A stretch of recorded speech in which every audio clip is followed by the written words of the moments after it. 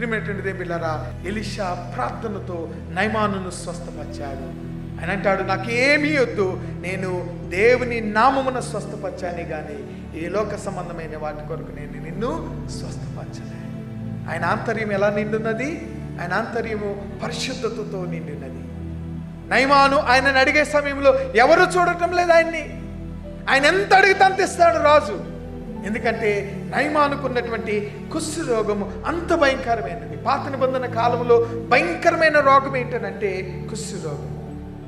కుష్టు రోగము ఎవరికి వస్తుందంటే వారు దేవునికి వ్యతిరేకముగా చేసిన పాపపు స్థితి వలన వాళ్ళకి కలిగేటువంటి బలహీనత. అది ఆ బలహీనతను పాపములన్నీ ఒప్పుకున్న నయమానుకు ఎలీషా స్వస్థపరచగా తన మనసులో ఏమాత్రము దురాశ లేదు.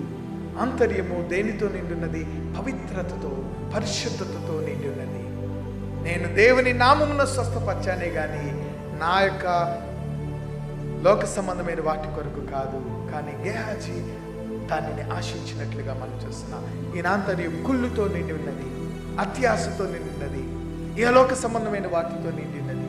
కనుక ఈయనకి దేవుడిచ్చిన తీర్పు ఏంటంటే, నీకును నీ సంతతికి ఈ కుష్టు రోగము కలుగు.